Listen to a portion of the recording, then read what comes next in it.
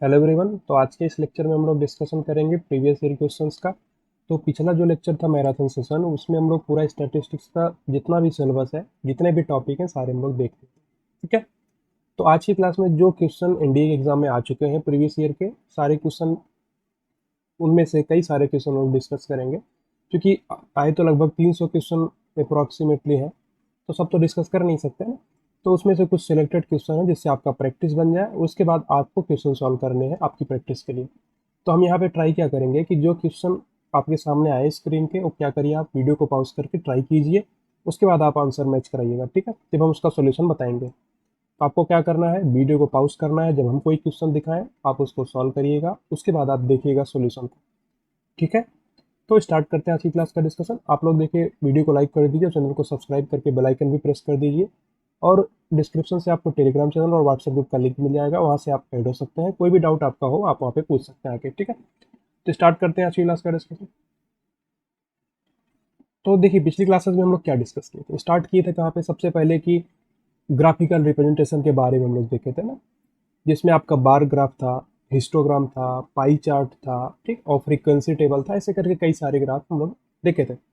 उसके बाद हम लोग सेंट्रल टेंडेंसी डिस्कस किए थे। सेंट्रल टेंडेंसी में मीन, मीडियन, मोड ये डिस्कस किए थे। उसके बाद हम लोग क्या डेविएशन का डिस्कशन किए थे, जिसमें आपका मीन डेविएशन था, रेंज था, ठीक है, और स्टैंडर्ड डेविएशन था, वेरिएंस था, कोएफिशिएंट ऑफ वेरिएंस था। तो ये सब करके कई सारे टॉपिक हम लोग देख चुके हैं। लास्ट में रिग्रेशन लाइन का टॉपिक था, और कोएफिशिएंट ऑफ को रिलेशन का एक टॉपिक था ना। तो ये सब हम लोग देख चुके हैं। तो अब जो क्वेश्चन हम लोग डिस्कशन स्टार्ट करेंगे, वो प्रीवियस ईयर के क्वेश्चन हैं।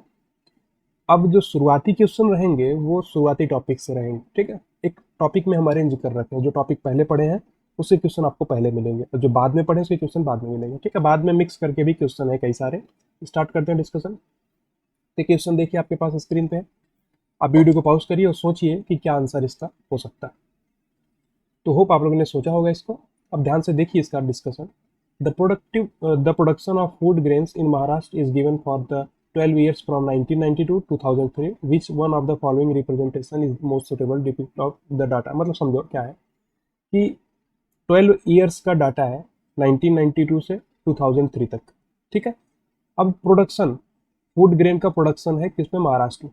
तो कौन सा ऐसा डायग्राम होगा या कौन सा ऐसा ग्राफिकल रिप्रेजेंटेशन होगा जिसके थ्रू हम सबसे सुटेबल फॉर्म में रिप्रेजेंट कर सकते हैं। तो क्या हो सकता है, ध्यान से समझो। बार ग्राफ में क्या होता है, एक्स एक्सिस में आपका एक क्वांटिटी होता है, जैसे हम आपको एग्जांपल बताए थे। एक्स एक्सिस में लैंग्वेज लिख दो, और वाई एक्सिस में नंबर ऑफ स्टूडेंट्स लिख दो। ठीक, ऐसे बताए थे। और जो आपका बार ग्राफ के बाद हिस्टोग्राम था, वहाँ पे एक्स एक्सिस में रेंज था। ठीक है। और उसके बाद पाई चार्ट था, सर्कुलर फॉर्म में था। ये सब हम बता चुके। अब इसमें यहाँ पे आप देखो, 1992 से देखो, सिंपली समझना, 1992 से 2003 तक की बात हो रही है। तो अगर हम रिप्रेजेंट करें यहाँ पे, ध्यान से समझिएगा, देखो, अगर हम यहाँ से लिखना शुरू करें, मान लो कि आप यहाँ पे लिखते हो 1992, ठीक है, फिर यहाँ पे आप लिखते हो 1993, फिर यहाँ पे आप लिखते हो 1994। ठीक है। तो अब देखो 1992 पे आप देख सकते हो कि कितना फूड ग्रेन है, यहाँ पे आप देख सकते हो। फिर 1993 में आप देख सकते हो। ठीक है। ऐसे 1994 में देख सकते हो। तो सबसे बढ़िया तरीका क्या हो सकता है रिप्रेजेंट करने का, बार ग्राफ हो सकता है। क्योंकि देखो, ध्यान से समझना, 12 ईयर का डेटा है। ठीक है। और 12 ईयर में आपका 1992 है अलग से, 1993 अलग से, फिर 1994 है। अब हर ईयर में जितना प्रोडक्शन हुआ है, उसको आप सबसे बढ़िया तरीके से बार डायग्राम से रिप्रेजेंट कर सकते हो। इसमें बार ग्राफ इसका आंसर हो गया। आप सोच सोच भी लिए होंगे, क्या दिक्कत नहीं होगा, दिक्कत नहीं हुआ होगा आपको इसको समझने में। ठीक है। तो पाई डायग्राम में रिप्रेजेंट कैसे करोगे आप इसको, पाई डायग्राम में थोड़ा हो पाएगा। और जो आपका कंपोनेंट बार डायग्राम, ये कंपोनेंट बार डायग्राम आपका काम क्या नहीं चीज़ है यहाँ पे, इस जगह पे सिंपली जो सिंपल बार डायग्राम होता है वो क्या है, एक्स एक्सिस में आप ईयर्स रख दो। 1992 में देखो कितना फूड ग्रेन का क्या हुआ है, आपका प्रोडक्शन हुआ है। 1993 में कितना फूड ग्रेन का प्रोडक्शन हुआ। तो जो सिंपल बार ग्राफ है, ये सबसे ज़्यादा आपका सुटेबल फॉर्म है। अगला क्वेश्चन देखिए, इसको भी आप वीडियो को पॉज करिए, सोच लीजिए क्या आंसर हो सकता है इसका। तो होप आप लोगों ने सोचा होगा इसको। अब देखिए, बड़ा आसान सा क्वेश्चन है। शुरुआत में बहुत आसान क्वेश्चन रखे हुए हैं। 2006 के एनडीए के फर्स्ट अटेम्प्ट में आया हुआ क्वेश्चन है। In a manufacture of ready made garments which average is use to find the most frequent size. मतलब सिंपल सी बात है, हम लोग क्या देखें, मीन देखें, मीडियन देखें, मोड देखें। अब कौन सा ऐसा आपका सेंट्रल टेंडेंसी है, कौन सा ऐसा एवरेज है जिससे आपको मोस्ट फ्रीक्वेंट साइज मिलेगी। मोस्ट फ्रीक्वेंट साइज किससे होता है? हार्मोनिक, मोस्ट फ्रीक्वेंट साइज किससे होता है? मोड से। बताए हुए ना आपको, मोड। मोड मतलब क्या होता है? ऐसा ऑब्जर्वेशन जो कि मोस्ट फ्रीक्वेंट हो। यही तो बताया, जो डाटा आपका बार बार आएगा वही क्या होता है? मोड होता है, मोस्ट फ्रीक्वेंट डेटा। ये चीज़ हम आपको बता चुके हैं, तो इसको देख के भी आप समझ गए होंगे कि कौन सा आंसर होने वाला है। मोस्ट फ्रीक्वेंट साइज किस में आएगा? मोड का होगा। तो आसान क्वेश्चन था बहुत। अगला क्वेश्चन देखिए, इसको आपको ट्राई नहीं करना है, इसको हम बताएंगे तब जाके आपसे बनेगा। उसके बाद जब प्रीवियस ईयर के क्वेश्चंस पे जाओगे ना, तब आपको इससे रिलेटेड कुछ और क्वेश्चन मिलेंगे, तब आप खुद से सॉल्व करिएगा। इसको हम आपको समझाते हैं कि कैसे इसको सॉल्व करना है। ध्यान से समझना। In a test in mathematics 20% of students obtain first class. ध्यान से समझना कि, और देखो यहाँ पे सिंपली समझना, पाई चार्ट की बात बोल दी गई है, पाई चार्ट। तो इसको पाई चार्ट से सॉल्व करना है। तब हम पाई चार्ट का कोई क्वेश्चन अभी तक सॉल्व नहीं किए, तो हम पाई चार्ट से इसको सॉल्व करेंगे। ठीक है, तो एक सेकेंड, यहाँ से हम सर्कल लेके आते हैं।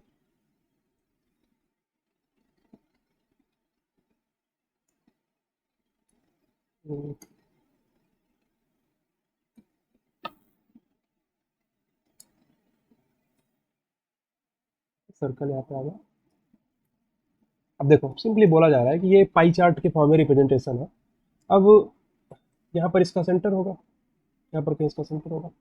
अब बोला जा रहा है कि जो 20% स्टूडेंट्स हैं, टोटल टोटल मान लो कि आपके पास टोटल स्टूडेंट्स हैं, मान लो आप टोटल स्टूडेंट्स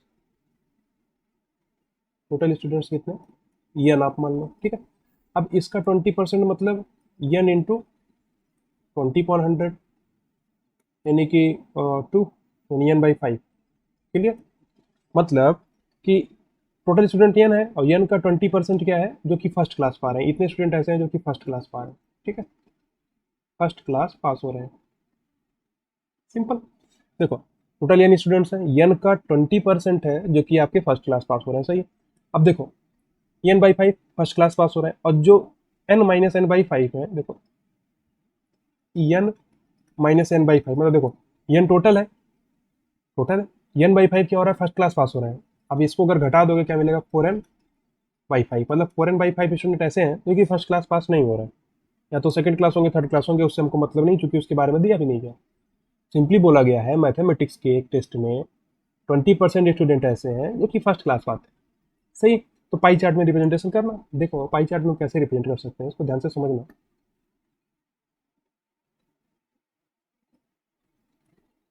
ऐसे देखो आप, ऐसे ही कुछ टाइप के रिप्रेजेंटेशन हम बताए हुए थे आपको शुरुआत में। देखो बेसिकली है क्या है कि ये रीजन आपका है 20%, नहीं समझना है? ये रीजन क्या है? 20%। और जो बचा हुआ रीजन हो जाएगा क्या हो जाएगा? 80%। मतलब कि जो रीजन ये वाला है आपका, ये वाला रीजन जो है, इसमें फर्स्ट क्लास वाले आ रहे हैं। ठीक है, और जो बचा हुआ रीजन है आपका, कौन सा रीजन? ये बार वाला, ये वाला रीजन जो है, इसमें आपके जो फर्स्ट क्लास नहीं है वो आ रहा है। अब आपको बताना है कि एंगल कितना होगा, सेंट्रल एंगल। मतलब ये वाला एंगल आपसे पूछा जा रहा है, ये वाला एंगल आपसे पूछा जा रहा है। अब ये एंगल कैसे निकाल सकते हैं, ध्यान से समझना है कि टोटल देखो इसमें कितने स्टूडेंट आ रहे हैं। इसमें स्टूडेंट आ रहे हैं आपके n/5, और इसमें कितने स्टूडेंट आ रहे हैं? 4n/5। समझो इस चीज को आप।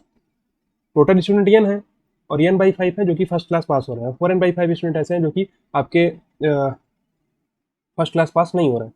तो अब देखो एंगल क्या है, जैसे जैसे इसमें n/5 स्टूडेंट है, उसमें 4n/5 स्टूडेंट्स है। अब स्टूडेंट का जो आपका रेशियो है 1:4 का है। मतलब इसमें अगर एक स्टूडेंट होंगे तो इसमें 4 स्टूडेंट होंगे, अगर इसमें 2 स्टूडेंट होंगे तो इसमें 8 स्टूडेंट्स होंगे। सिंपली देखो n/5 है और 4n/5 है, जस्ट उसका 4 गुना है। मतलब अगर इसमें आपके एक स्टूडेंट होंगे तो इसमें 4 हो जाएंगे, इसमें 2 होंगे तो इसमें 8 हो जाएंगे, इसमें 3 होंगे इसमें 12 हो जाएंगे। इस टाइप से चलेगा। नहीं समझ में आया? अब एंगल भी उसी टाइप से चलेगा। जैसे अगर आपका एंगल, इसको आप थीटा मानोगे, तो जो ये पूरा एंगल है आपका 4 थीटा हो जाएगा। नहीं समझ में आया? क्योंकि देखो n/5 क्या है? नंबर ऑफ स्टूडेंट जो कि फर्स्ट क्लास पास हो रहे हैं, और 4n/5 है जो कि फर्स्ट क्लास पास नहीं हो रहे हैं।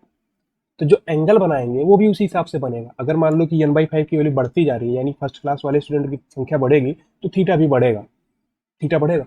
ठीक है। अब यहाँ पे जो थीटा है और जो 4 थीटा है, इन दोनों का एडिशन क्या होगा, 360 डिग्री। देखो जो थीटा प्लस 4 थीटा है ये क्या आएगा, 360 डिग्री, क्योंकि ओवरऑल एंगल तो आपका 360 डिग्री होगा, यानी यहाँ पे 5 थीटा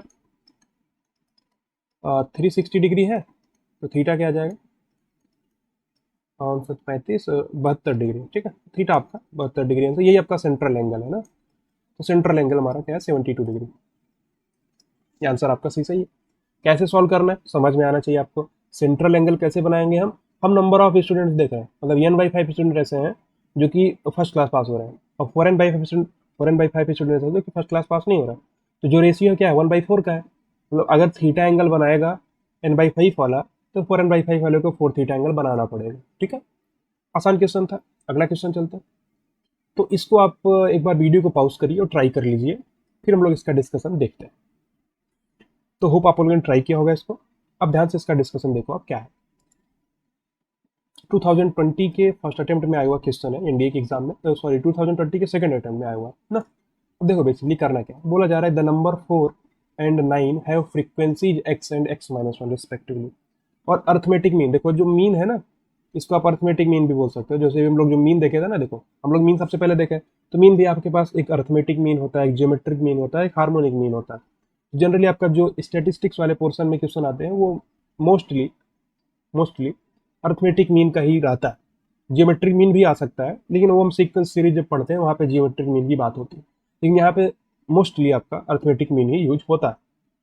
अब देखो बोला जा रहा है कि जो 4 है वो x टाइम्स आ रहा है, मतलब जो 4 नंबर है ये क्या है x टाइम्स आ रहा है। फ्रीक्वेंसी का मतलब ये होता है, ठीक है। और जो 9 है वो x-1 टाइम्स आ रहा है। सिंपल, इसमें मैं 4 कितनी बार आ रहा है x टाइम्स, 9 x-1 टाइम्स आ रहा है। अब इसका आपको एपी ये सॉरी अर्थमेटिक मीन दिया गया, तो अर्थमेटिक मीन कैसे लिखोगे, ध्यान से समझना। अर्थमेटिक मीन कैसे लिखा, मीन कैसे निकालते हैं सारे डाटा का समय से। आप लोगों ने ट्राई किया ना इसको, पहले आपको ट्राई करना है, जब वीडियो को पॉज करके आंसर आपका आ जाएगा या नहीं आएगा कोई मतलब नहीं है, आपको ध्यान से समझना है उसके बाद में, ठीक है। जस्ट आप सॉल्व करके रख लीजिए, उसके बाद आप डिस्कशन को देखिएगा, ऐसे करना है आपको हर क्वेश्चन के बाद। अब देखो जो 4 है वो कितनी टाइम्स आ रहा है, x टाइम्स आ रहा है, मतलब आपको 4 प्लस 4 प्लस 4 ऐसे करना पड़ेगा x टाइम्स तक, ठीक है। पूरे डाटा का समेशन आपको करना है। ऐसे ही आपको 9 प्लस s1 करना पड़ेगा 9 तक। कितने टाइम्स है यहाँ पे, कितने कितनी बार है x-1 बार है, और यहाँ पे कितनी बार है x बार है। टोटल समेशन आपको यहाँ पे लिखना है, टोटल समेशन समझिए। अब देखो टोटल समेशन क्या आ जाएगा, 4 प्लस 4 प्लस 4 कितनी बार x बार, यानी कि 4x। क्लियर, 4 प्लस 4 प्लस 4 कितनी बार x बार यानी 4x। ऐसे ही 9 प्लस 9 प्लस कितनी बार है x-1 टाइम्स, यानी 9 इंटू x-1 अपॉन अपॉन में क्या रखना है टोटल, टोटल कितना है x प्लस x-1, सिंपल। अब x प्लस x-1 क्यों लिख रहा है, क्योंकि 4 जो है वो x टाइम्स आ रहा है, यानी 4 4 4 4 x टाइम्स। ऐसे ही 9 9 9 x-1 टाइम्स आ रहा है, तो टोटल कितनी बार आ गया x प्लस x-1 डेटा हो गया आपके, ये टोटल डेटा है। ये कैसे आया समझ में आना चाहिए आपको। और ऊपर में क्या लिखने हैं हमको, 4 plus 4 plus 4 plus x times यानी 4x, और उसको आपको ऐड कर देना, सिंपली देखो। और ये आपको ये समेशन था, समेशन अपॉन हमने क्या कर दिया number of data, total data कितने हैं निकाल लेंगे। अब यही क्या आ जाएगा हमारा एवरेज है, म्यू। म्यू मतलब क्या होता है मीन या एवरेज। अब इसको आप डायरेक्टली लिख सकते हो। ये कितना दिया है 6 दिया हुआ है, क्वेश्चन में पहले से ही दिया हुआ है, देखो मीन आपको दे रखा है क्या है 6 है, तो डायरेक्टली आप इसको सॉल्व कर दो बस। देखो ऐसे सॉल्व करोगे 4x प्लस 9x यानी कि 13x minus 9 is equal to 6 into यहाँ पे क्या मिलेगा 2x-1, 2x-1 सिंपल, 2x-1 ही तो है।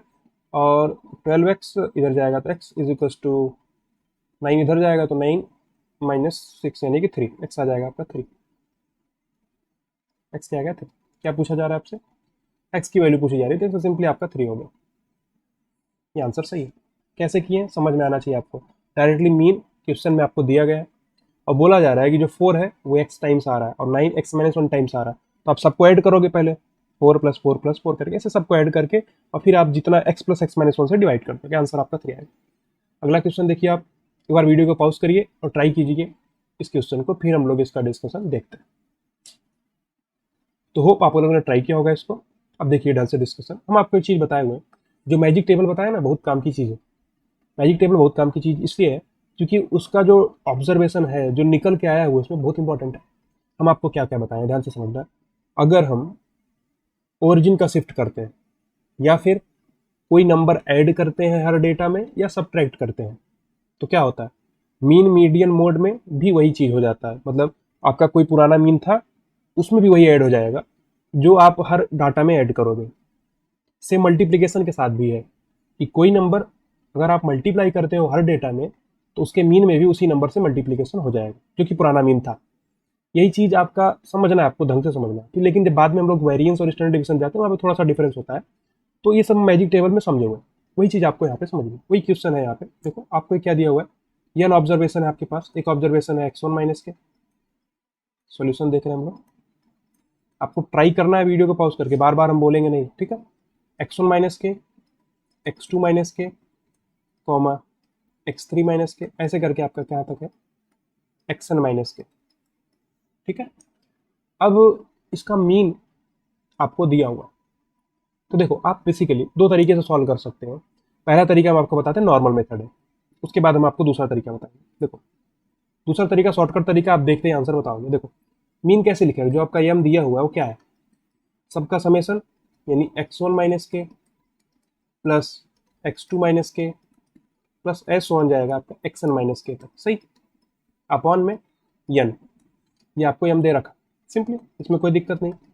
अब देखो आप कहाँ से x1 plus x2 plus x3 वाला पूरा आप ऐड कर दो, यानी x1 plus x2 s1 xn तक जाएगा, अपॉन में n अलग से कर दो आप, और माइनस देखो x1 माइनस के प्लस x2 माइनस के प्लस x3 माइनस के प्लस xn माइनस के, मतलब के कितनी बार आ रहा है, n टाइम्स आ रहा है, क्योंकि x1 के साथ भी आ रहा है, x2 के साथ भी आ रहा है, xn के साथ भी आ रहा है, यानी माइनस का k टाइम्स n होता, माइनस का k times n upon n, n से n कट जाएगा, यानी कि माइनस का k बचेगा। समझना, ये नॉर्मल तरीका है। m इज इक्वल टू है x1 plus x2 plus x3 s1 xn, upon में क्या है n, माइनस का यहाँ पे हो जाएगा k। और यही चीज़ आपसे पूछी जा रही है, क्या, सॉरी, ये चीज़ आपसे पूछी जा रही है, x1 plus x2 plus x3 और s1 xn अपॉन n। देखो सिंपली पूछा जा रहा है आपसे कि mean of x1 x2 x3 से xn तक, और x1 से लेकर के xn तक मीन क्या होगा, x1 plus x2 plus x3 to xn upon n। वही चीज़ आपसे पूछा जा रहा है। ये चीज़ क्या आ जाएगी, जो आपका मीन है, यानी कि यहाँ पे आप अगर म्यू लिखते हो, क्या लिखोगे, यम प्लस के, फिर जाके उधर ऐड हो जाएगा। तो यम प्लस के आपका आंसर है, यम प्लस के आपका आंसर है। ये मेथड नंबर 1 था। कैसा मेथड है, डायरेक्टली आपको क्या करना है, वो जो बोला गया है वही आप लिख दिए, सिंपली। देखो बोला क्या गया है, x1 माइनस के x2 माइनस के सबका मीन आपको दिया हुआ है, तो वही चीज़ हम यहाँ पे यूज़ कर ली। एक दूसरा मेथड देखो, दूसरा मेथड ये कहता है कि अगर ओरिजिन का हम शिफ्ट कर रहे हैं, ध्यान से समझना, अगर हम ओरिजिन का शिफ्ट कर रहे हैं, देखो हमको क्या पता है, हमको ये पता है कि x1 माइनस के, x2 माइनस के, जो ये डेटा है हमारे पास, xn माइनस के, इसका मीन क्या है, यम है। तो अगर हम हर डेटा में k ऐड कर दें तो क्या मिलेगा, x1 x2 x3। ध्यान से समझना है, ये इंपॉर्टेंट चीज़ है। अगर हम हर डेटा में k ऐड कर दें तो क्या होगा, अगर हर डेटा में क्या करो आप, add k in every data, ठीक है। मतलब अगर आप हर डेटा में k ऐड करोगे, क्या हो जाएगा, ये x1 बन जाएगा, और ये x2 बन जाएगा, और ये xn बन जाएगा। नहीं समझना, देखो हम आपको बता चुके हैं, जो चेंज ऑफ ओरिजिन का मतलब क्या होता है, अगर आप कुछ भी चेंज करते हो हर डेटा में, तो वही सेम टू सेम रिफ्लेक्ट होता है किसमें, आपके मीन में, मीडियन में, मोड में। तो जैसे आपका यम पहले था, यम था पहले, और आपने हर डेटा में के ऐड किया, तो यम प्लस के हो गया आंसर, डायरेक्टली आंसर। इसके लिए आपको कलम भी उठाने का नीड नहीं था। तो आप जो पहला मेथड है, कन्वेंशियल मेथड, इसको फॉलो करके भी आंसर निकाल सकते हो, या फिर आप डायरेक्टली इस क्वेश्चन को देखते बिना पेन उठाए सॉल्व कर सकते थे। कैसे, 2021 का हुआ क्वेश्चन है, बहुत ही आसान क्वेश्चन है। ध्यान से देखना है आपको, क्या आपको यन ऑब्जर्वेशन दिखे, सबका मीन पता है, ध्यान से समझना। अगर आप हर डेटा में के ऐड कर दोगे तो क्या मिल जाएगा, x1 x2 x3 से xn, वो इसी चीज़ का तो मीन पूछा हुआ है, क्या हो जाएगा। अगर हर डेटा में के ऐड कर रहे हो तो मीन में भी के ऐड करना पड़ेगा, यानी यम प्लस के आंसर। अगला क्वेश्चन देखिए, आप वीडियो को पॉज करिए और ट्राई कीजिए इसको, फिर हम लोग इसका डिस्कशन देखते हैं। तो होप आप लोगों ने ट्राई किया होगा इसको, ट्राई किया आप लोगों ने। अब देखिए इसका डिस्कशन ध्यान से देखिए, जो स्मार्टली अप्रोच होती है सॉल्यूशन हम आपको यहाँ पे बताने वाले हैं। हम आपको मीन जो आपका वेरियंस, देखो क्या निकाला, वेरियंस निकालना है। तो वेरियंस कैसे निकालते हैं, आपको वेरियंस का फॉर्मूला लिख के मैं यहाँ पे दिखाता हूँ। देखो सिग्मा स्क्वायर वेरियंस होता है, क्या होता है, summation i is equal to 1 to n x i minus mu का होल स्क्वायर अपॉन में n। ये चीज क्या होता है, वेरियंस का फॉर्मूला। तो ये फॉर्मूला आपका काम का है, सही बात है, कोई दिक्कत नहीं है इसमें। लेकिन एक फॉर्मूला और बताए थे हम आपको, तो कभी कभी ये काम का आएगा, कभी कभी वो आपका ज्यादा काम आएगा, ठीक है। एक फॉर्मूला हम आपको और बताए थे, क्या, summation i is equal to 1 to n x i square upon n minus summation i is equal to 1 to n x i upon n का होल स्क्वायर। ये फॉर्मूला मैं आपको बताया, ये चीज यही क्या है, ये आपका मीन का स्क्वायर है। देखो summation i is equal to 1 to n x i upon n क्या होगा, मीन होगा, तो मीन का स्क्वायर यहाँ पे लिखा हुआ। तो हम आपको एक चीज और बताए थे, यहाँ पे क्या लिखा हुआ है, जो सिग्मा स्क्वायर होता है क्या होता है, mean square value minus mean का स्क्वायर। अब मीन स्क्वायर वैल्यू क्या होता है, summation of x i square upon n। ये चीज, ये आपका क्या, मीन स्क्वायर वैल्यू, ये मीन स्क्वायर वैल्यू। तो एमएसवी मतलब मीन स्क्वायर वैल्यू।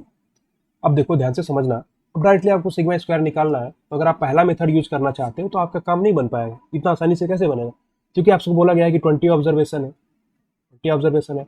अब 20 ऑब्जर्वेशन कौन से है नहीं पता, दिया क्या गया, समेसन एक्स आई, समेसन एक्स आई मतलब x1 प्लस x2 से लेकर के xn तक, ये आपको दिया हुआ। अब अगर आपको मीन निकालना है तो मीन कैसे निकालोगे, देखो डायरेक्टली सबसे शॉर्टकट तरीका बता रहे हैं, तुरंत आंसर आएगा। अगर हमको मीन निकालना है तो क्या होगा, समेसन एक्स आई अपॉन में एन। समेसन एक्स आई क्वेश्चन में आपको दिया हुआ है 1000, एन आपका क्या है 20,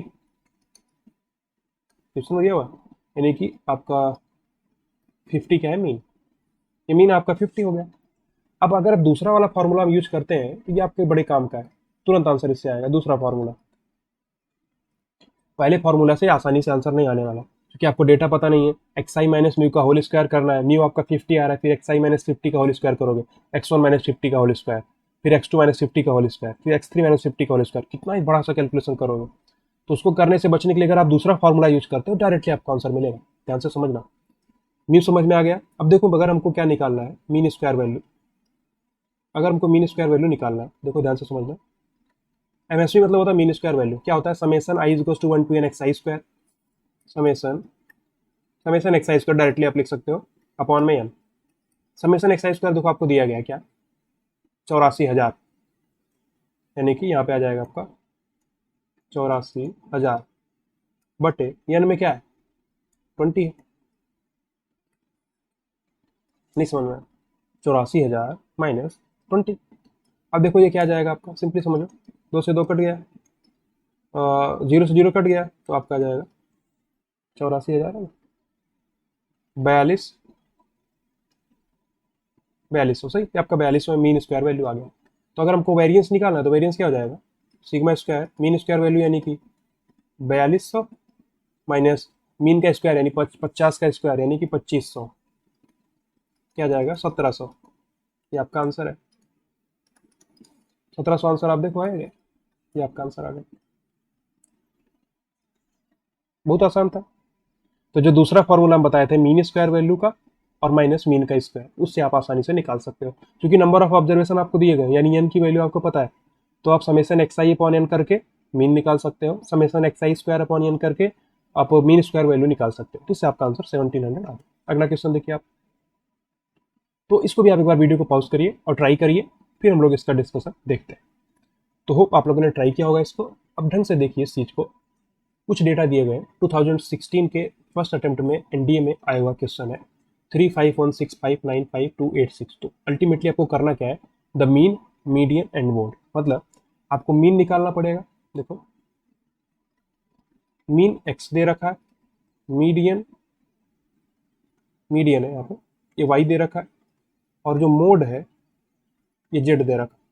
तो आपको एक्स वाई और जेड में ही रिलेशन देखना है कि एक्स वाई जेड में किस प्रकार से होने वाला। ध्यान से समझना, तो मीन आप कैसे निकालोगे, सारे डाटा को ऐड कर दो और एन से डिवाइड कर दो, ऐड कर दो आप, 3 + 5 + 1 6 डायरेक्टली आप कर सकते हो। देखो 5 3 8 1 9 6 15 5 20 9 29 5 34 6 40 तो 42 8 50 यानी 50 बटे 2 4 6 8 10 डेटा है, 10 यानी कि 5 आ गया। एक्स ये आ गया आपका 5। इसको आप यहाँ पे रखो। वाई देखो कैसे निकालते हैं। वाई क्या है? मीडियन। तो मीडियन के लिए क्या करना पड़ता है आपको? ध्यान से आप याद करो क्या करते हैं हम लोग। मीडियन के लिए आपको डेटा को सबसे पहले असेंडिंग ऑर्डर में रिप्रेजेंट करना पड़ेगा। एक्स आपका आ चुका है, एक्स आ चुका है। अब हम लोग मीडियन निकालते हैं। देखो मीडियन कैसे निकालेंगे। मीडियन निकालने के लिए आप सबसे पहले क्या करो, असेंडिंग ऑर्डर में अरेंज कर दो। देखो असेंडिंग ऑर्डर में कैसे अरेंज करते हैं। देखो ये मीन का कैलकुलेशन हो चुका है, यहाँ पे लिख देते हैं। देखो यहाँ पे हम लोगों ने मीन का कैलकुलेशन कर लिया। अब हम लोग मीडियन का करते हैं। यहाँ पे देखो मीडियन का कैलकुलेशन करते हैं। सबसे पहले आपको क्या करना पड़ेगा, असेंडिंग ऑर्डर में अरेंज करना है। देखो असेंडिंग में सबसे छोटा वैल्यू कौन सा? 1 है, 1 आ गया। फिर 1 से बड़ा क्या है? 2 है, 2 आ गया। 2 से बड़ा क्या है? 3, 3 भी आ गया। 3 से बड़ा क्या है? 4, 4 यहाँ पे है नहीं। 5 है, देखो 5 एक बार है, 2 बार है, 3 बार है। 5 3 बार है, 5 5 5, ठीक है। और 6 कितनी बार है? 2 बार है, 6 6। और 7 है नहीं, 7 नहीं है, 8 है और 9 है। देखो 8 और 9, ठीक है। 1 2 3 4 5 6 7 8 9 10, सही। टोटल 10 डेटा है आपके पास। तो मीडियन कैसे निकालोगे? देखो हम आपको बताए हुए हैं, अगर नंबर ऑफ डेटा इवन होता है तो कैसे निकालते हैं? n/2 यानी एवरेज ऑफ, देखो average of 10/2 nth term and 10/2 + 1 nth term. नहीं समझ में आया? तो अगर नंबर ऑफ डेटा इवन होते हैं तो कैसे निकालते हैं? मान लो ये नंबर ऑफ डेटा इवन है तो n/2 और n/2 + 1 वाले टर्म का आपको क्या लेना पड़ता है? एवरेज। अब देखो 10/2 यानी कि फिफ्थ टर्म। फिफ्थ टर्म कौन सा है? ये आपका देखो फिफ्थ टर्म कौन सा है? ये पहला है, ये दूसरा है, ये तीसरा है, ये चौथा है, पांचवा, पांचवा टर्म। और यहाँ से आपको छठा टर्म, ये क्या है? फिफ्थ टर्म बताएगा और ये सिक्स्थ टर्म बताएगा। तो फिफ्थ टर्म क्या है? 5 है। सिक्स्थ टर्म भी 5 है। तो 5 और 5 का एवरेज क्या आएगा? 5 ही आएगा ना। तो 5 और 5 का एवरेज आएगा 5 + 5/2 यानी 5 आपका आंसर, यानी वाई भी आपका आ गया 5। तो ये मीडियन है। मीडियन आपको यहाँ पे मिल गया 5। तो यानी आपको एक्स भी 5 मिल गया और वाई भी 5 मिल गया।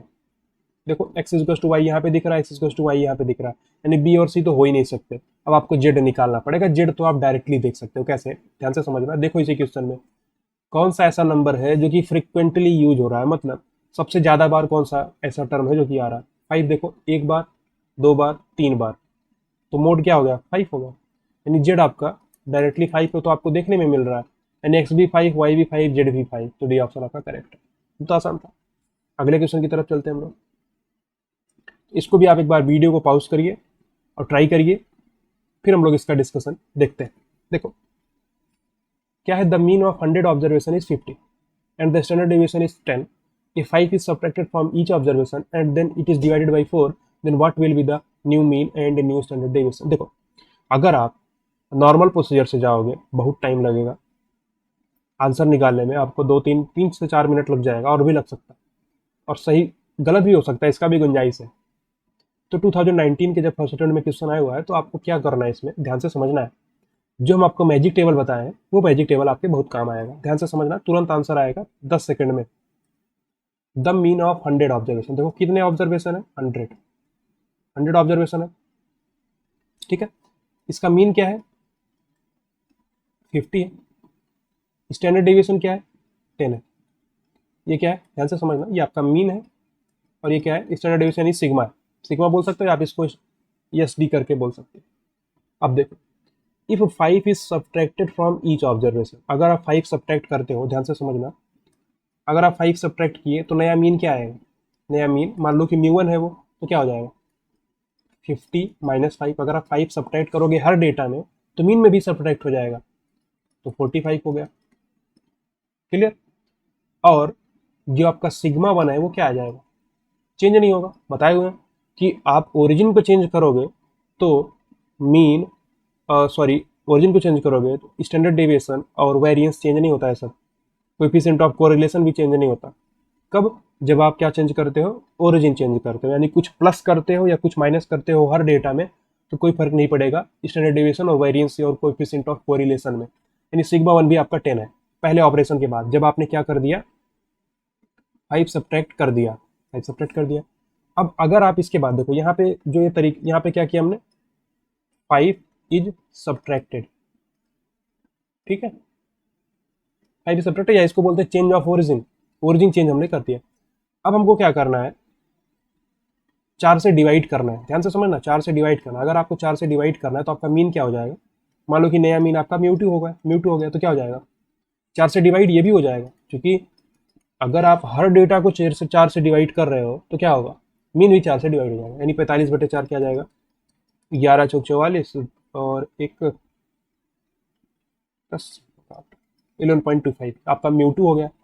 और सिग्मा 2 क्या होगा, सिग्मा 2 क्या होगा, हम आपको बताएगा।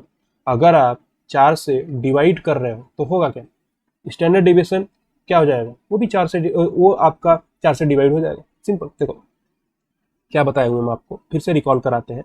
अगर किसी कांस्टेंट के से आप हर डेटा में मल्टीप्लाई करते हो तो उसके स्टैंडर्ड डेविएशन में मॉड के से मल्टीप्लाई हो जाता है, यानी आपने 4 से डिवाइड किया है, यानी 1/4 से मल्टीप्लाई किया है तो 1/4 से इसमें भी मल्टीप्लाई हो जाएगा, यानी 10/4 आपको यहाँ पे मिलेगा, यानी 2.5।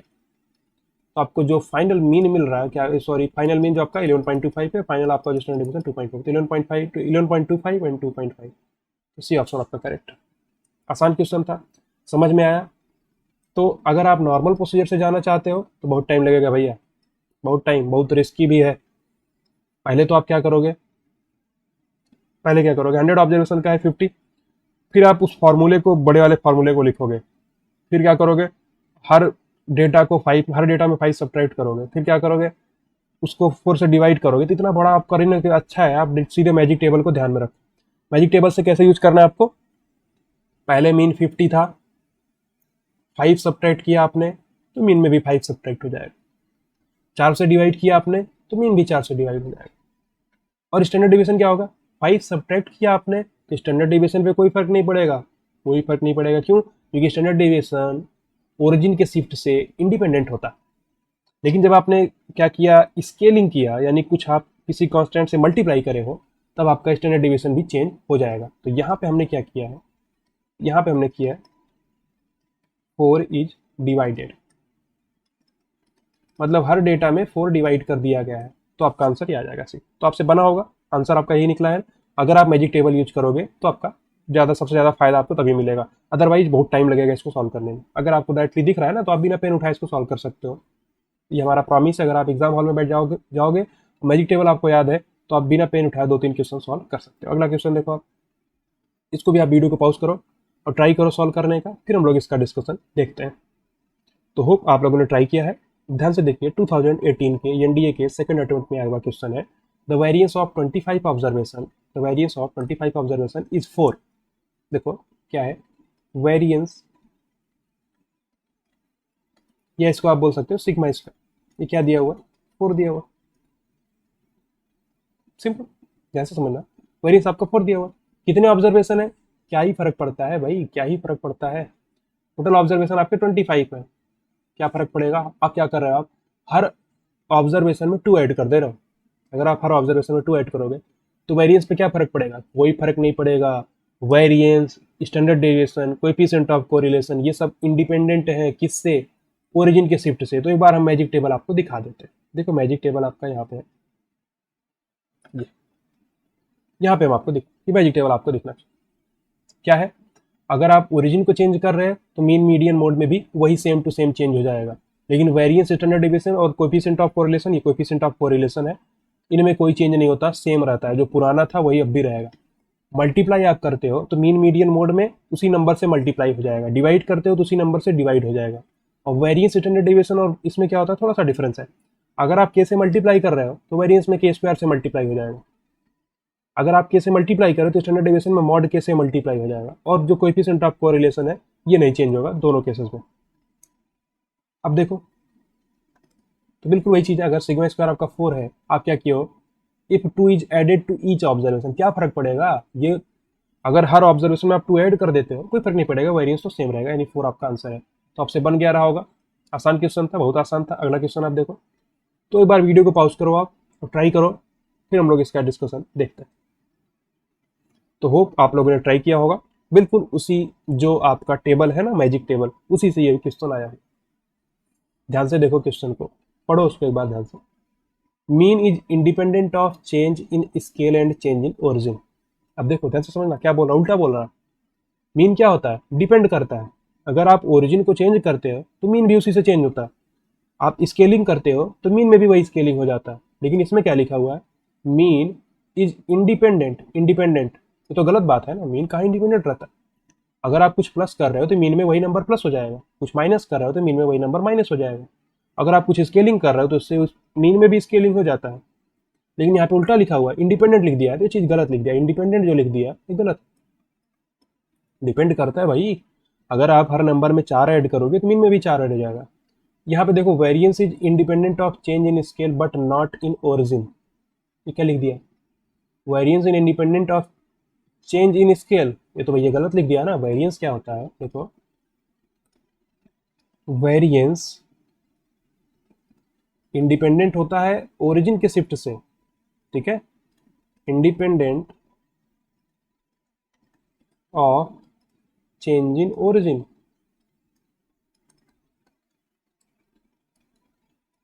नहीं समझ में आया तो हम आपको दिखाए हुए मैजिक टेबल में क्या था कि अगर आप कुछ ऐड करते हो, सब्ट्रैक्ट करते हो, तो मीन मीडियन मोड में वही चीज़ हो जाएगा, लेकिन आपका वेरिएंस, स्टैंडर्ड डेविएशन और कोएफिशिएंट ऑफ कोरिलेशन ये बिल्कुल चेंज नहीं होता है, सेम रहता है। लेकिन यहाँ पे उल्टा बोल रहा है independent of change in scale. Scale पे तो, स्केल के चेंज पे तो आपका डिपेंड करता है ना भाई। अगर आप के से मल्टीप्लाई करते हो, अगर आप के से मल्टीप्लाई करोगे तो इसका वेरिएंस के स्क्वायर से मल्टीप्लाई हो जाएगा। नहीं समझ में आया, अगर आप के से मल्टीप्लाई करते हो किसी हर डेटा को तो आपका वेरिएंस के स्क्वायर से मल्टीप्लाई हो जाता है। ये चीज़ हम आपको देख बता चुके हैं। लेकिन यहाँ पे उल्टा लिखा हुआ है तो दोनों ही कथन आपके, दोनों ही स्टेटमेंट आपके क्या है, रॉन्ग है। यानी नाइदर वन नॉर टू, ये आपका ऑप्शन सही है। मतलब ना तो आपका पहला सही है ना तो दूसरा सही है। मीन डिपेंड करता है दोनों पर, स्केल के चेंज पर और ओरिजिन के चेंज पर। लेकिन वेरिएंस जो है वो इंडिपेंडेंट है किसके, ओरिजिन के शिफ्ट पर, ओरिजिन के चेंज पर। लेकिन यहाँ पे उल्टा बोल रखा है, इंडिपेंडेंट है स्केल के चेंज पे, ऐसा बोला है वो। गलत बात है ना, गलत चीज़ है। अगला क्वेश्चन देखो आप। तो आप लोग एक बार वीडियो को पॉज करो और ट्राई करो इस क्वेश्चन को सॉल्व करने का, फिर हम लोग इसका डिस्कशन देखते हैं। तो होप आप लोगों ने ट्राई किया होगा इसको। तो ऐसा क्वेश्चन हम आपको बता भी चुके हैं, डिट्टो ऐसा ही टाइप का क्वेश्चन कराए हुए थे लास्ट क्लास में। अब हम लोग इसका डिस्कशन देखते हैं। देखो बेसिकली क्या है, random sample of 20 people, 20 people आपको दिए गए हैं, ठीक है। In is classified in the following table according to their age. देखो 20 पीपल बोला हुआ है, देखिए 2 4 6 5 3, इसका समेशन आप करोगे 20 ही आएगा। देखो 4 2 6 6 12 3 15 5 20, क्योंकि टोटल फ्रीक्वेंसी का समेशन क्या होगा, टोटल पीपल जितने वही आएगा। अब आपको निकालना क्या है, मीन निकाल। मीन कैसे निकालते हैं, आपको एक निकालना पड़ेगा कौन सा ग्रुप, एक आपको मिड वैल्यू वाला कॉलम बनाना पड़ेगा। तो मिड वैल्यू कैसे आप बनाओगे, देखो सिंपली आपको बनाना पड़ेगा एक मिड वैल्यू का column.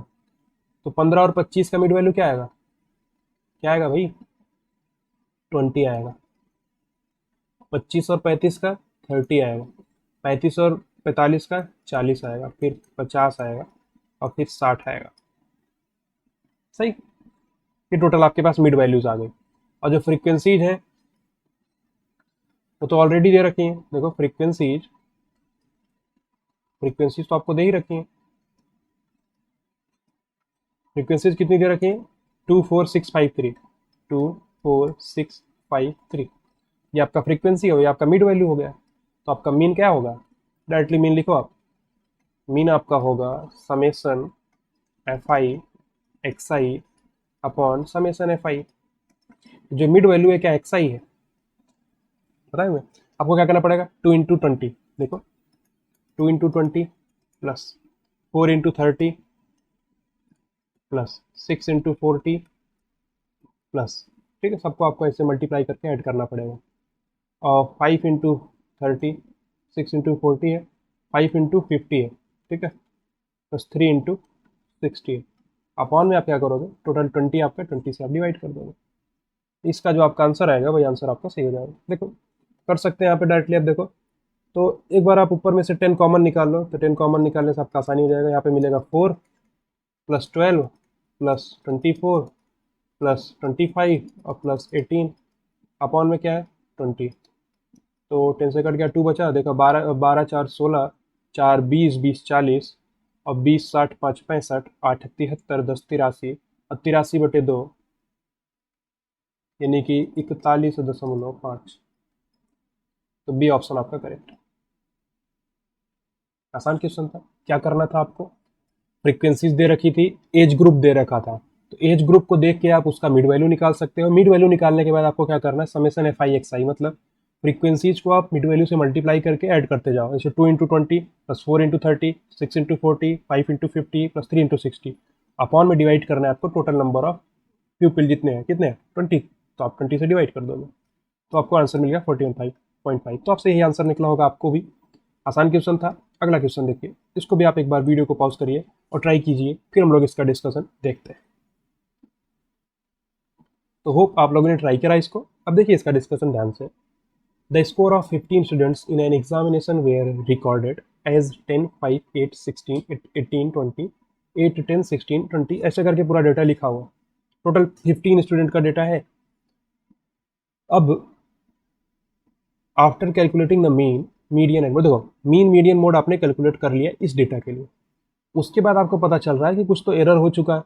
N error is found, one of the value is wrongly written as 16 instead of 18। मतलब एक डेटा आपका 16 लिख दिया गया 18 की जगह पे, मतलब वहाँ पे 18 आना चाहिए था, आपने 16 लिख दिया। तो अब क्या बोल रहा है कि कौन सा सेंट्रल टेंडेंसी चेंज होगा, कौन सा सेंट्रल टेंडेंसी चेंज होगा, आप ध्यान से समझो। तो अगर हम यहाँ पे मीन की बात करेंगे तो मीन पहले आप देखो, देखो स्मार्टली आपको हैंडल करना है। ये नहीं कि आप पूरा पहले पहले मीन निकाल रहे हो बैठ के, फिर आप मीडियन निकाल रहे हो, फिर मोड निकाल रहे हो। इतना सब करने से अच्छा है आप थोड़ा दिमाग लगाओ। दिमाग अगर आपको लगाना है तो ध्यान से समझो कि देखो अभी क्या है, सिचुएशन क्या है, ध्यान से समझना जो बताना चाहते हैं। 10 5 8 16 है, तो 16 कितनी बार आ रहा है, देखो 16 कितनी बार आ रहा है, एक बार, दो बार, तीन बार आ रहा है। 16 तीन बार आ रहा है। 20 देखो कितनी बार आ रहा है, एक बार और दो बार आ रहा है। सही। 18 देखो आप कितनी बार आ रहा है, एक बार, यहाँ पे एक बार आ रहा है और एक बार यहाँ पे आ रहा है। 18 भी 2 टाइम्स आ रहा है।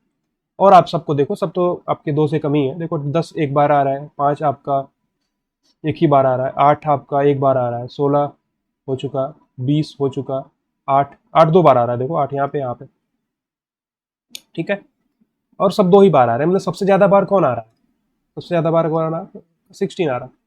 तो इसका मोड क्या होगा, 16 होगा। सिंपल सी बात है। मोड 16 समझ में आया ना आपका। जो सबसे ज़्यादा फ्रीक्वेंटली यूज होता है वही मोड होता है। तो मोड क्या है इसका, 16 है। वो तो आप डाटा को देख के समझ सकते हो। अब बोला जा रहा है कि जब आपने मीन मीडियन मोड निकाल लिया, उसके बाद आपको पता चल रहा है कि एक जगह पे तो आपने 16 को गलती से लिख दिया है। अगर आपने 16 को गलती से लिख दिया है 18 की जगह पे, तो आपका जब 16 3 टाइम्स आ रहा था, मतलब एक जगह पे, दो जगह पे तो सही है, एक जगह पे आपने 16 लिख दिया, वो 18 होना चाहिए था। अगर वहां पे 18 हो जाएगा तो 18 का नंबर बढ़ के 3 हो जाएगा। नहीं सुन रहा है, देखो अब नया केस है, ये पहला केस था आपका। अब दूसरा केस आप देखो। 16 आपका क्या है, होना तो दो टाइम चाहिए था, लेकिन आपने एक 18 का जगह खा के उसको रख दिया। ये बोला जा रहा है इसमें कि गलत तरीके से आपने 16 रख दिया 18 की जगह पे, तो 16 आपका 2 टाइम्स हो जाएगा अगर आप सही करोगे तो। अगर आप सही करते हो डाटा, देखो सही करने का मतलब ये है, पहले आपने गलत मान के कर सॉल्व कर लिया, अब आप सही मान के सॉल्व करोगे तो आपका 16 एक्चुअल में 2 टाइम्स आने वाला था। 20 आपका 2 टाइम्स है। और भी बहुत सारे डेटा है, सबसे मतलब नहीं हमको, हमको क्या देखना, मोड की वैल्यू देखनी है। अब 18 आपका 3 टाइम्स हो जाएगा। नहीं समझ में आया, क्योंकि देखो एक्चुअल में जो 18 है वो पहले 2 टाइम्स था, लेकिन आपने गलत तरीके से देख लिया। कैसे, आप जो सबसे पहले डेटा को देख के कर रहे हो, मोड निकाल रहे हो, तो आपका मोड आ रहा है 16, लेकिन बाद में पता चल रहा है कि आपने 16 तो एक एक्स्ट्रा मान लिया है, बल्कि उसको 18 होना चाहिए था। तो 18 आपका अब क्या हो जाएगा 3। तो यहाँ पे मोड क्या हो गया, 18 हो गया। मतलब आपका मोड चेंज हो रहा है। इसने बोला following measure of central tendency will change, तो चेंज कौन होगा, मोड चेंज होगा, बिल्कुल चेंज होगा। मीन एंड मोड यहाँ पे चेंज होगा, यानी कि बी सी डी आपका हो सकता है, सिंपल सी बात है। मीन, मीडियन, मोड, तीनों चीज़ की बात आपको करनी है। अब देखो मीन आपको निकालने का जरूरत नहीं पड़ेगा, हम आपको समझाएंगे कैसे। देखो ध्यान से समझना आप, मोड की बात समझ में आई ना आपका, मोड चेंज होगा, बिल्कुल 16 से 18 हो गया। अब मीन की बात समझना आप, तो जो हम बता रहे हैं उसको ध्यान से सुनो आप, कि सारे डेटा को आप ऐड करोगे, सारे डेटा को आप ऐड करोगे, 10 प्लस 5 प्लस 8 प्लस 16 प्लस 18 ऐसे करके आप सारा ऐड करोगे, फिर 15 से डिवाइड करोगे, क्या मिलेगा आप, क्या मिलेगा, मीन मिल जाएगा। अब देखो, अगर आपने एक 16 को गलत लिख दिया है, वहां पे 18 होना चाहिए था, अगर वहां पे आप 18 वापस कर दोगे तो मीन तो चेंज हो ही जाएगा ना। नहीं सुनना, देखो जो हम बताना चाहते हैं आप ध्यान से सुनना। आपके पास सारे डेटा है, सारे डेटा है, कौन कौन से, देखो ये 10 है, ऐसे आप करोगे 10 प्लस 5 प्लस 8 प्लस 16 ऐसे करके आप सबको ऐड करोगे, ठीक है। उसके बाद आप किससे डिवाइड करोगे, 15 से, तो आपको क्या मिल जाएगा, मीन मिल जाएगा, सही। लेकिन अगर आपने एक 16 को गलत लिख दिया है, वहां पे 18 होना चाहिए था, तो जब आप बाद में सुधारोगे, आपको अपनी गलती पता चल गई, फिर आप सुधारने जाओगे, तो अगर मान लो ये 16 आपने गलत लिख दिया तो इसको हटाओगे आप, इसको हटा के आप 18 से रिप्लेस करोगे, जैसे आपने एक 16 को 18 से रिप्लेस किया, आपका मीन चेंज हो जाएगा, क्योंकि आपका ऊपर का समेसन ही चेंज हो जाएगा, आपके 16 की जगह पे 18 आ गया तो आपका चेंज हो जाएगा।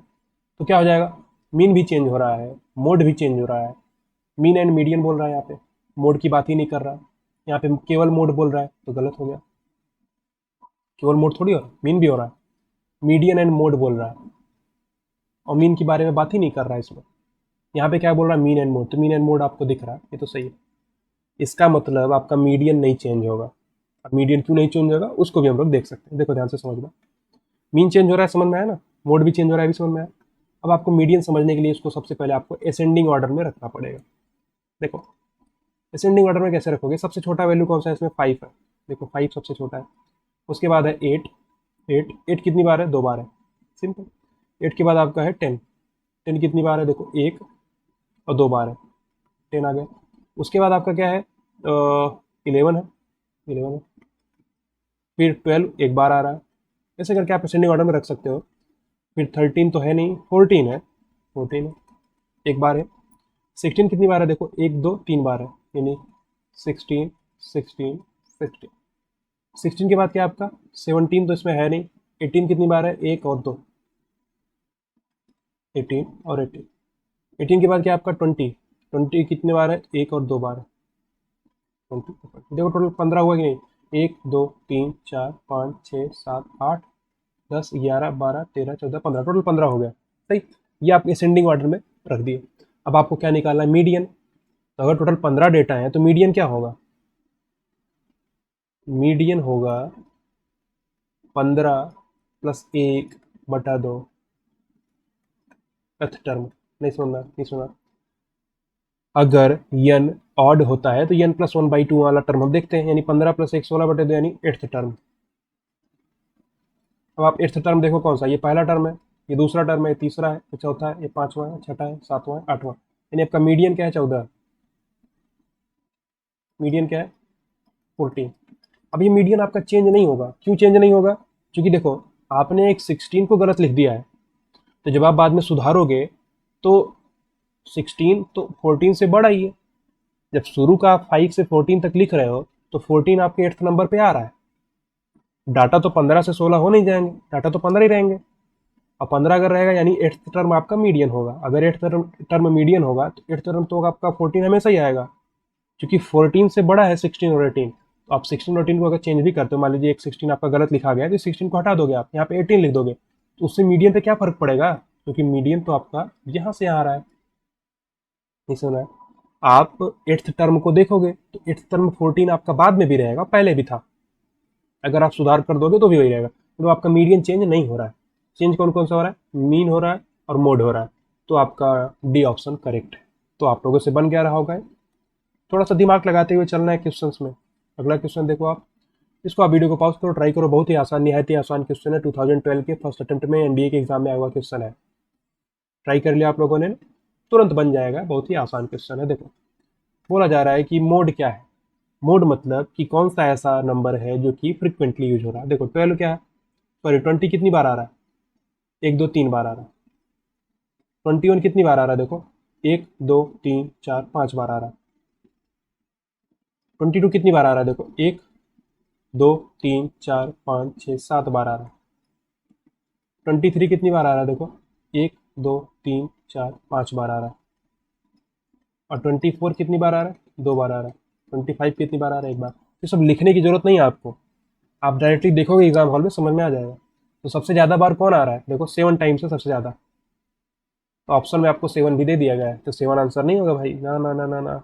आंसर वो होता है जो डेटा सबसे ज़्यादा बार आता है। कितनी बार आता है वो बहुलक नहीं होता, वो मोड नहीं होता।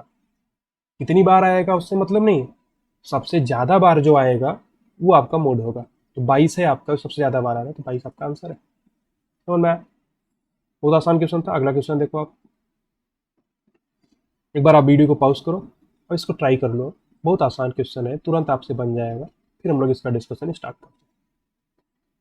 तो होप आप लोगों ने ट्राई करा, इसको बन गया ना आपसे। बहुत आसान क्वेश्चन था, 2011 के एनडीए के एग्जाम में हुआ क्वेश्चन है। If the variance of the data 2 4 5 6 7, देखो 2 4 5 6 और 17, इसका आपको वेरिएंस क्या दे रखा है, वी दे रखा है। ठीक है, ये वेरिएंस है, यानी आपका जो सिग्मा स्क्वायर है वो क्या है, वी है। ये वेरिएंस है। अब क्या कर रहे हो आप, नए डेटा का पूछा जा रहा है। नया डेटा क्या है, पिछले डेटा से आप 2 मल्टीप्लाई कर दिए हो, यानी अगर आप 2 में 2 मल्टीप्लाई करोगे क्या मिलेगा, 4 मिलेगा। 4 में 4 मल्टीप्लाई, सॉरी 2 में 2 मल्टीप्लाई करोगे 4 मिलेगा। 4 में 2 मल्टीप्लाई करोगे तो 8 मिलेगा।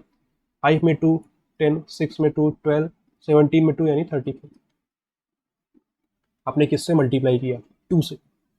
हम आपको बताएं, अगर आपके पास कुछ डेटा है और हर डेटा में आप अगर एक कांस्टेंट से मल्टीप्लाई करते हो तो उसके वेरिएंस में उसी कांस्टेंट के स्क्वायर से मल्टीप्लाई हो जाता है। मतलब अगर आपने 2 से मल्टीप्लाई किया तो इसका जो नया वेरिएंस आएगा वी डैश, वो 2 स्क्वायर टाइम्स वी हो जाएगा, यानी 4 वी। 4 वी आपका आंसर है। तो अगर आपको मैजिक टेबल याद है तुरंत आपका आंसर हो जाएगा। ठीक है, समझ में आया ना।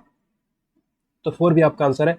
कहीं आपका देखिए एक प्रीवियस ईयर का पीडीएफ आता है, उसमें 2 भी कहीं जगह पे बताया हुआ है। और एक जो डाउट नट का एक वेबसाइट है, डाउट नट का एक आपको पता होगा, उसके चैनल पे भी आपको 2 भी बताया गया, तो वो आप वहाँ से परेशान नहीं होंगे। मान लीजिए कहीं आप देख रहे हैं आपको 2 भी दिख गया, नहीं 2 भी गलत है। 2 भी कब होता, जब स्टैंडर्ड डेविएशन की बात करा होता है। लेकिन यहाँ पे वेरिएंस की बात की जा रही है, तो वेरिएंस आपका के स्क्वायर टाइम्स हो जाता है। मतलब आपका डेटा पहले कुछ था 2 4 5 6 17, आपने हर डेटा को 2 से मल्टीप्लाई कर दिया, तो इसके वेरिएंस में 2 स्क्वायर से मल्टीप्लाई हो जाएगा। तो आपको ध्यान से समझना है, मैजिक टेबल यूज करोगे तो फायदे में रहोगे, जल्दी से आंसर निकलेगा। अगर नहीं करोगे तो आप पहले बैठ के इसका निकालोगे वेरिएंस। देखो यहाँ पे क्या करते हैं, गधा मजदूरी अगर आपको करनी है तो आप वो भी कर सकते हो। क्या, आप वेरिएंस निकालोगे भी, कैसे, mean square value minus mean का स्क्वायर करके। मीन स्क्वायर वैल्यू कैसे निकालोगे, 2 square plus 4 square plus 5 square plus 6 square plus 17 square upon में 5 माइनस मीन, यानी 2 प्लस 4 प्लस 5 प्लस 6 प्लस 17/5 का होल स्क्वायर। तो ये करना में अगर आप जाओगे तो बहुत टाइम लगेगा, लेकिन ये क्वेश्चन आपको वो करने के लिए बोल ही नहीं रहा। वो तो आपसे चाहता है कि आप डायरेक्टली मैजिक टेबल का यूज करो और तुरंत आंसर टिक लगा दो। तो ये तरीका आपको यूज नहीं करना है, गधा मजदूरी आपको नहीं करनी है। गधा मजदूरी इन द सेंस, अगर आप प्रैक्टिस कर रहे हो तो आपके फॉर्मूले की प्रैक्टिस के लिए आप यूज कर सकते हो, सॉल्व कर सकते हो। लेकिन अगर आप एग्जाम हॉल में बैठे हो तो आपसे ये एक्सपेक्टेशन नहीं है कि आप ये करोगे, क्योंकि वहाँ पे आपको बहुत सारे क्वेश्चन सॉल्व करने हैं। तो अगर आप इतना टाइम इसमें लगा दोगे तो और क्वेश्चन में क्या टाइम दोगे। देखिए हर डेटा 2 से मल्टीप्लाई हुआ तो वेरिएंस 2 स्क्वायर से मल्टीप्लाई हो जाएगा। पहले वेरिएंस भी था तो 2 स्क्वायर भी अब नया वाला वेरिएंस आ जाएगा। 15 नंबर का क्वेश्चन देखो आप। तो ये क्वेश्चन थोड़ा सा अच्छा क्वेश्चन है। अच्छा क्वेश्चन मतलब ये है कि आपको थोड़ा यहाँ पे भरमाने का कोशिश किया जाएगा। जो ऑप्शन है ना, अगर आप थोड़ा भी गलती करोगे तो आपको गलत वाला ऑप्शन मिल जाएगा। ठीक है, थोड़ा भी गलती आप करते हो तो हम गलत वाला ऑप्शन आपको मिल जाएगा। तो इसका भी डिस्कशन हम लोग अभी करते हैं। आप लोग वीडियो को पॉज करके ट्राई कर लीजिए एक बार, फिर हम लोग इसका डिस्कशन देखते हैं। देखो, what is the arithmetic mean of first 16 natural number with weights being the number itself. 2012 के फर्स्ट अटेम्प्ट में आया हुआ क्वेश्चन है। अब देखो यहाँ पे मिस्टेक हम आपको बताते हैं, गलती आप क्या क्या करोगे। मिस्टेक्स, पहली मिस्टेक बोला क्या गया, what is the arithmetic mean of first 16 natural number. तो कुछ लोग केवल इतना देखेंगे और कुछ नहीं देखेंगे, जो बाद में लिखा हुआ है with weights being the number itself, उस पर लोगों का ध्यान ही नहीं जाएगा। वो क्या करेंगे, 1 + 2 + 3 + 4 S1 16 तक अपॉन में 16 का, ठीक है, डायरेक्टली यही कर देंगे। अब ये क्या है, ये मीन है ना। अगर आपको मीन निकालना है 16 नेचुरल नंबर का, तो नेचुरल नंबर कहाँ से स्टार्ट होते हैं, 1 से, यानी 1 2 3 4 यानी 16 तक, 1 + 2 + 3 + 4 यानी 16 तक, और आपको अपॉन में 16 करना है, यानी 16 इंटू 16 + 1 डिवाइडेड बाई 2 अपॉन में 16। तो यहाँ से आपको मिल जाएगा 17/2। और जो यहाँ पे समेसन लिखे हुए वो समेसन आपको याद होना चाहिए, मैं यहाँ पे नोट कर देते हैं, आपको याद रखना। दो समेसन यहाँ पे इंपॉर्टेंट है आपके लिए, देखो 1 + 2 + 3 + S1 n तक जाएगा, तो इसको लिखते हैं n इंटू n+1/2। आपको ध्यान रखना है 1² + 2² + 3² S1 n², ये क्या होता है, n into n+1 into 2n+1/6, ठीक है। तो ये आपके लिए इंपॉर्टेंट फार्मूले हैं, आपको याद रखने। ऐसे 1³ वाला भी होता है, चलिए 1³ वाला भी आपको बता देते हैं। 1³ + 2³ + 3³ S1 n³, ये क्या होता है, n इंटू n+1/2 का होल स्क्वायर है। जो आपका पहला था ना n इंटू n+1/2, उसी का होल स्क्वायर यहाँ पे होता है, ठीक है। ये तीनों आप याद रख सकते हो, आपके काम की चीज़ है। देखो 1 + 2 + 3 + 4 16 तक जा रहा है, तो कैसे आप करोगे, 16 इंटू 16 + 1/2 यानी 16 इंटू 17/2 अपॉन में 16, तो 17/2 आपको ये आंसर मिल जाता, ये मिल जाता। लेकिन ये गलत, ये मिस्टेक है। क्यों, क्योंकि आपने दूसरा वाला स्टेटमेंट तो देखा ही नहीं। दूसरा स्टेटमेंट क्या था, with weights being the number itself, ठीक है। एक दूसरी मिस्टेक यहाँ पे ये हो सकती है, देखो दूसरी मिस्टेक यहाँ पे ये हो सकती है।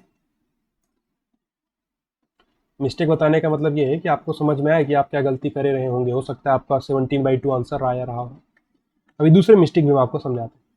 अगर कुछ लोगों ने ये समझ लिया कि इसका मतलब क्या है क्वेश्चन का, कि 1 2 3 4 ऐसे करके आपके पास 16 टोटल नंबर्स है। 1 कितनी बार आ रहा है, 2 कितनी बार आ रहा है, 3 कितनी बार आ रहा है, 4 कितनी बार आ रहा है, 16 कितनी बार आ रहा है, ये चीज़ आपको लिखा गया क्वेश्चन में। देखो नेचुरल नंबर विथ वेट्स, जो वेट का मतलब होता है इसका फ्रीक्वेंसी, वेट मतलब फ्रीक्वेंसी है कि 1 कितनी बार आ रहा है, 2 कितनी बार आ रहा है। देखो समझ लेना, 16 natural numbers with weights being the number itself, मतलब जो आपका 1 नंबर है यही इसकी फ्रीक्वेंसी है, 2 नंबर है 2 इसकी फ्रीक्वेंसी है, 3 इसकी फ्रीक्वेंसी है, 4 इसकी फ्रीक्वेंसी है, 16 इसकी फ्रीक्वेंसी है। समझ में आया, यानी जो 1 है वो एक बार आ रहा है, 2 2 बार आ रहा है, 3 3 बार आ रहा है, 4 4 बार आ रहा है। तो अगर आपको निकालना है यहाँ पे मीन, तो दूसरा मिस्टेक आप ये कर सकते हो, ध्यान से समझना। क्या करोगे आप, 1 इंटू 1, ये तो कर सकते हो, 2 इंटू 2, क्योंकि 2 2 बार आएगा, 2 + 2 करना पड़ेगा, 3 3 बार आएगा, 3 + 3 + 3 यानी 3 इंटू 3, सॉरी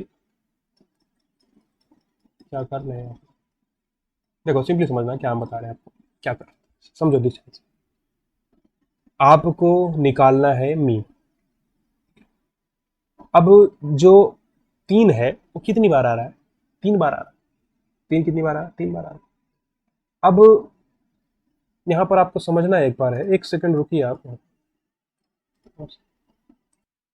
तो देखिए एक बार यहाँ पे आप समझने की कोशिश आपको करना है, हम क्या बता रहे थे, वहीं से फिर कंटिन्यू करते हैं एक बार।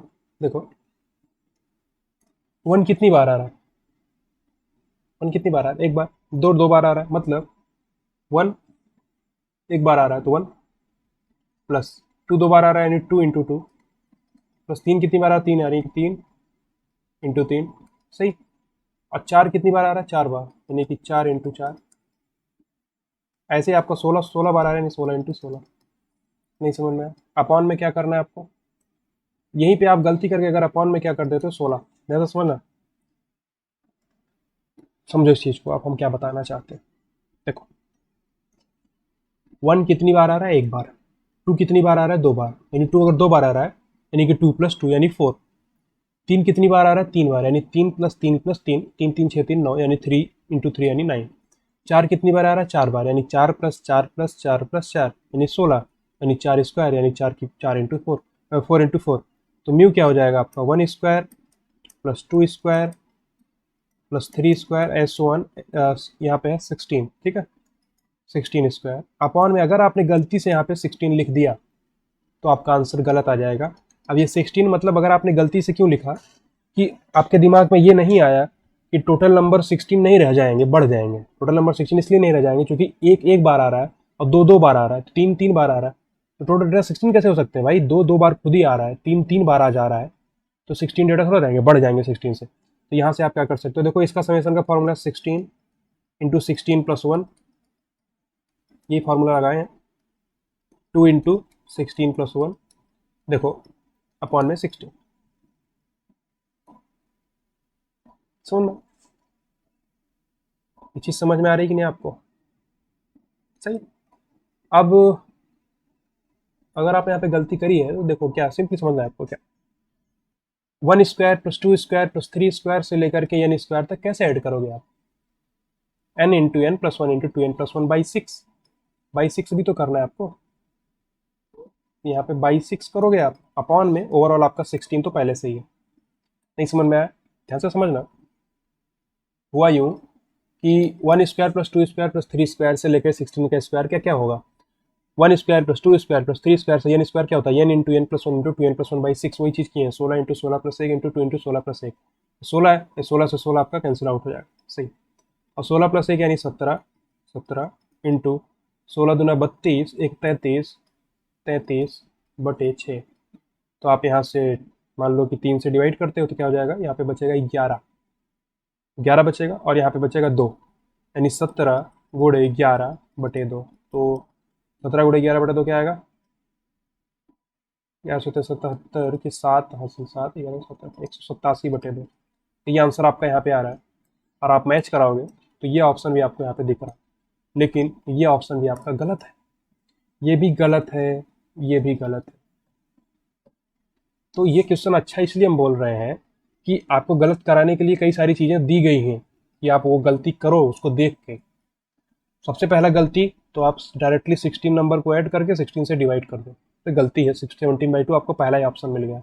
इसलिए क्यों गलत हुआ समझ में आ रहा है ना आपको? क्योंकि वेट इनका ज़्यादा है। 1 1 टाइम्स आ रहा है, सही है, लेकिन 2 तो 2 टाइम्स आ रहा है ना, 3 3 टाइम्स आ रहा है। अब जो तरीका आपका ओरिजिनल तरीका है वो ये आ जाएगा। जो सही तरीका है वो यहाँ पे हम सॉल्व करते हैं, ध्यान से समझो। सही तरीके में आपका 1 स्क्वायर + 2 स्क्वायर + 3 स्क्वायर 16 स्क्वायर तक जाएगा। डिवाइड आप किससे करोगे? डिवाइड करोगे आप 1 + 2 + 3 16 तक। ऐसा क्यों? ऐसा इसलिए क्योंकि जो नंबर है टोटल वो तो बढ़ गए हैं ना, क्योंकि एक एक बार आ रहा है, दो दो बार आ रहा है, तो आपको दो बार ऐड करना पड़ेगा। टोटल नंबर कितना हो जाएगा? 1 + 2 + 3 + 16 तक जाएगा, क्योंकि एक एक बार आ रहा है, दो दो बार आ रहा है, तीन तीन बार आ रहा है, तो सबको ऐड करना पड़ेगा आपका। ये आपका नया मीन आएगा, ये आपका मीन आएगा, ये ओरिजिनल मीन है, यही सही मीन होगा। सबको ऐड करोगे आप तो 16 × 16 + 1 यानी 17, × 2 × 16 + 1 यानी 33, अपॉन में 6 आएगा। और यहाँ पे क्या आएगा? n × n + 1/2, जो ये फॉर्मूला है, देखो ये पहला फॉर्मूला 1 + 2 + 3 से 16 तक, यानी 16 × 16 + 1 यानी 17/2।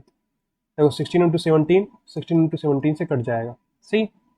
अब यहाँ पे 2 है तो 33 बटा यहाँ पे 2 है तो 2 ऊपर जाएगा, यानी म्यू क्या आ जाएगा? 33 × 2/6, यानी कि 11। 11 आपका आंसर करेक्ट है। ठीक है, तो क्वेश्चन आपको समझ में आया ना? कैसे 11 आ रहा है, समझ में आ रहा है? बहुत आसान क्वेश्चन नहीं था, थोड़ा सा सोचना था आपको। ठीक है, अगले क्वेश्चन पे चलते हैं हम लोग। तो आप लोग इसको वीडियो पॉज करके ट्राई कर लीजिए, फिर हम लोग इसका डिस्कशन देखते हैं। तो होप आप लोगों ने ट्राई करा इसको। अब डिस्कशन इसका देखिए ढंग से। 2013 में सेकंड अटेम्प्ट में आया हुआ क्वेश्चन है। दिया हुआ what is the variance of first 11 natural number. तो 11 नेचुरल नंबर कौन सी होंगी? 1 2 3 4 से लेकर के 11 तक नेचुरल नंबर से। तो एक तरीका तो ये हो सकता है, सबसे पहले आप निकाल लो मीन। मीन कैसे निकालोगे? 1 + 2 + 3 ऐसो 1 11 तक करके अपॉन में 11 कर दोगे। मीन तो ऐसे ही निकलता है ना भाई, मीन तो ऐसे ही निकलता है। मीन मतलब आपका आ जाएगा 11 × 11 + 1 यानी 12/2 अपॉन में 11, 6 आपका मीन आ गया। तो मीन निकालने में अब समस्या नहीं होना चाहिए, क्योंकि 1 से लेकर 11 तक को ऐड करने में क्या समस्या है? 1 + 2 + 3 n तक जाता है तो n × n + 1/2 होता है, वही चीज़ लिखा हुआ, यानी 11 × 11 + 1/2। तो म्यू आपका 6 है, सही है। अब एक तरीका तो ये है, क्या कर सकते हो आप ये कर सकते हो कि 1 - 6 का होल स्क्वायर प्लस 2 - 6 का होल स्क्वायर प्लस 3 - 6 का होल स्क्वायर प्लस 4 - 6 का होल स्क्वायर, ऐसे करके आप सबको ऐड कर दो और फिर डिवाइड कर दो किससे? 11 से, तो ये आपका आ जाएगा सिग्मा स्क्वायर। लेकिन इतना बड़ा हम कैलकुलेशन क्यों करेंगे भाई? इतना बड़ा कैलकुलेशन हम क्यों करेंगे जब हमको एक सिंपल तरीका पता है? दो फार्मूले बताए थे हम मीन स्क्वायर इसका, वेरिएंस का, कि एक्स आई माइनस म्यू का होल स्क्वायर वाला एक दूसरा फार्मूला था जिसमें mean square value minus mean का स्क्वायर करना था, तो वो तरीका हम यूज करते हैं। देखो, अगर वो तरीका यूज करते हैं तो कितना आसानी से आंसर आएगा। देखो, सिग्मा स्क्वायर हो जाएगा mean square value minus mean का square. The mean square value मतलब क्या होता है? सभी के स्क्वायर का summation, 1 square plus 2 square plus 3 square plus 11 square upon में 11, ये mean square value minus 1 plus, sorry mean तो पहले निकाल चुके हैं, क्या परेशान होना है इसमें। मीन कितना आया? 6 आया था, यानी कि -6 का स्क्वायर, सही। अब देखो 1 स्क्वायर प्लस 2 स्क्वायर से 11 स्क्वायर तक क्या आएगा? 11 × 11 + 1 यानी 12 इंटू 2 × 11 + 1 यानी कि 23, ठीक है, 23/6 इंटू 11 माइनस, और यहाँ पे आ जाएगा 36, ठीक है। कोई गड़बड़ी तो नहीं हो रहा है इसमें? हाँ सही है, कोई दिक्कत नहीं, सही है। देखो 11 से 11 कैंसिल आउट, 6 दूना 12, 23 दूना 46 माइनस 36, 46 माइनस 36 क्या आ जाएगा? 10, ये आंसर है, 10 आपका आंसर है। समझ में आ रहा है कैसे सॉल्व करना है? तो वेरिएंस का दो फार्मूला है। एक फार्मूला क्या, कि आप मीन निकाल लो, हर डेटा में से मीन को माइनस करो, स्क्वायर करते जाओ, 1 में से मीन को माइनस किए स्क्वायर करो, प्लस 2 में से मीन को माइनस करो स्क्वायर करो, आंसर इससे भी आएगा। लेकिन इतना बड़ा सा करने से जरूर फायदा क्या है? अगर हमको डायरेक्ट आंसर मिल रहा है तो डायरेक्ट आंसर कैसे मिलेगा? Mean square value minus mean square, तो मीन स्क्वायर वैल्यू क्या होगा? 1 square plus 2 square plus 3 square से 11 स्क्वायर बाई 11 माइनस 1 + 2 + 3 + 11 और 3 प्लस सो ऑन 11 अपॉन 11, ठीक है। तो मीन आपका 6 तो आया था। तो ये क्वेश्चन आपको समझ में आएगा, बहुत आसान था, आपसे बन भी गया रहा होगा। अगला क्वेश्चन देखो, तो इसको भी आप एक बार वीडियो को पॉज करो और ट्राई कर लो, फिर हम लोग इसका डिस्कशन देखते हैं। तो होप आप लोगों ने ट्राई करा है इसको, अब ढंग से इसका डिस्कशन आप देखिए। पहला स्टेटमेंट इसमें लिखा, दो स्टेटमेंट दिए गए, 2013 के एनडीए के सेकंड अटेम्प्ट में आया हुआ क्वेश्चन है। The algebraic sum of the deviation of A set of n value from its arithmetic mean is 0। मतलब अल्जेब्रिक सम का मतलब ये होता है कि जितने भी आपके वैल्यूज है, जितने भी ऑब्जर्वेशन है, सबका आप डेविएशन निकाल रहे हो मीन से। और मॉड की बात यहाँ पे नहीं बोली, एब्सोल्यूट वैल्यू की बात नहीं बोल रही। देखिए, जो आप मीन डेविएशन देखे थे ना, वो मीन डेविएशन दूसरी चीज थी, वहां पे आपको मॉड करना पड़ रहा था। सबसे पहले जितना डेटा थे सबका आप क्या कर लिए? मीन निकाल लिए। अब हर डेटा में से मीन को माइनस करके मॉड करते थे आप वहां पे, लेकिन यहाँ पे ऐसा नहीं करना। यहाँ पे बोल रहा है, मान लो कि आपके पास डेटा है कुछ x1 x2 x3, ऐसे करके आप मान लो xn n डेटा है, ठीक है। तो अगर आप इसका मीन निकालोगे तो मीन क्या आएगा? x1 plus x2 plus xn upon है, इसमें कोई दिक्कत नहीं, तो मीन आना है इसमें, तो ऐसे भी समझ सकते हैं। अब देखो बोला जा रहा है कि algebraic sum of deviation of A set of n value, मतलब अल्जेब्रिक सम यानी x1 minus mu plus x2 minus mu plus so on xn minus mu, the algebraic sum of the deviation of A set of n values from its arithmetic mean is 0। मतलब बोला क्या जा रहा है, आप ध्यान से समझना कि एल्जेब्रिक सम यानी x1 माइनस म्यू, पहले डेटा में से आपने म्यू को माइनस किया, प्लस दूसरे डेटा में से म्यू को माइनस किया, ऐसे आप n में डेटा में से म्यू को माइनस कर रहे हो। और ये सम टोटल आपको देखना क्या आएगा। देखो टोटल सम क्या आएगा, x1 plus x2 plus xn तक आएगा, x1 प्लस x2 xn तक minus mu plus mu plus mu plus mu, कितनी बार, n बार, यानी n इंटू म्यू। सही। अब देखो आप, एक सेकेंड, और x1 plus x2 plus xn तक क्या आ रहा है, देखो x1 plus x2 plus xn क्या आएगा, n इंटू म्यू यहाँ से आ जाएगा, n into mu minus n into mu क्या आएगा, जीरो। तो जीरो आपका आंसर मिल रहा है, यानी पहला स्टेटमेंट आपका करेक्ट है। नहीं समझ में आया? Algebraic sum of the deviation का मतलब ये होता है कि हर डेटा में से आप मीन को माइनस करते जा रहे हो, फिर आप ऐड कर रहे हो बिना मॉड लिए। तो x1 minus mu plus x2 minus mu directly आप ऐड करोगे तो x1 plus x2 plus xn तक आ जाएगा, और माइनस का n इंटू म्यू, तो आपका जीरो आएगा। सही है। दूसरा केस देखो, in the case of frequency distribution mode is the value of variable which correspond to maximum frequency. तो सही है, यही तो होता है भाई। और जो मोड का डिफिनेशन है वो क्या है, ऐसा डेटा जो बार बार रिपीट हो रहा है, यानी जो मैक्सिमम फ्रीक्वेंसी जिसकी होती है। सिंपल सी बात है। तो दोनों स्टेटमेंट आपके करेक्ट है, बोथ 1 एंड 2 आर करेक्ट। मतलब एल्जेब्रिक सम हर डेटा के डेविएशन के समेशन का जो आप कर रहे हो, एल्जेब्रिक सम कर रहे हो हर डेटा का, उसके मीन से डेविएशन वो जीरो आता है, वो आपको दिख रहा है यहाँ से। और दूसरा स्टेटमेंट तो आपको पता ही है। अगला क्वेश्चन देखो आप, तो एक बार आप इसको भी वीडियो को पॉज करके सोच लो, फिर हम लोग इसको देखते हैं। तो होप आप लोगों ने देखा इसको। आसान क्वेश्चन है, डायरेक्टली जो पॉइंट हम नोट कराए हैं उसी पे क्वेश्चन आया हुआ है। देखो, under what condition will the angle between two regression line becomes zero. मतलब कि आर की वैल्यू क्या होनी चाहिए कि दो रिग्रेशन लाइन के बीच का एंगल जीरो हो जाए। एंगल जीरो होने का मतलब क्या होता है, दोनों आपके पास पैरेलल हो जाएंगे ना। मतलब अगर एक रिग्रेशन लाइन ये है तो दूसरी रिग्रेशन लाइन ये है, दोनों पैरेलल है, तो इनके बीच का जो एंगल है, इनके बीच का जो एंगल है थीटा, वो क्या है, 0 डिग्री। अगर एंगल जीरो है तो रिग्रेशन लाइन क्या होगा, हम आपको बताए हुए प्लस माइनस। अगर रिग्रेशन लाइंस परपेंडिकुलर होती हैं तो क्या होता है, अगर रिग्रेशन लाइन परपेंडिकुलर होती है तो थीटा 90 डिग्री, यानी तब आपका आर होता है जीरो। जो आर क्या है, कोएफिशिएंट ऑफ कोरिलेशन, तो कोएफिशिएंट ऑफ कोरिलेशन अगर जीरो है तो वो परपेंडिकुलर आती है। अगर आर की वैल्यू प्लस माइनस वन है तो थीटा जीरो आता है। देखिए वहां पे लिखा हुआ ओनली, ओनली वाली केस नहीं आएगा ना, प्लस माइनस वन दोनों हो सकता है। ओनली ये भी गलत है, ये भी गलत है, ये भी गलत है, प्लस माइनस वन दोनों हो सकता है। ये चीज़ हम आपको स्टेटमेंट में ही बता चुके हैं। अगला क्वेश्चन देखो आप, यहाँ पर ये क्वेश्चन थोड़ा सा अच्छा क्वेश्चन है, आपको इसको ट्राई करना चाहिए वीडियो को पॉज करके, फिर हम लोग इसका डिस्कशन देखते हैं। देखो ट्राई कर लिया आप लोग ना, सिंपली ट्राई कर लिए। अब देखो क्वेश्चन में आपको समझना है कि the standard deviation sigma of the first n natural number.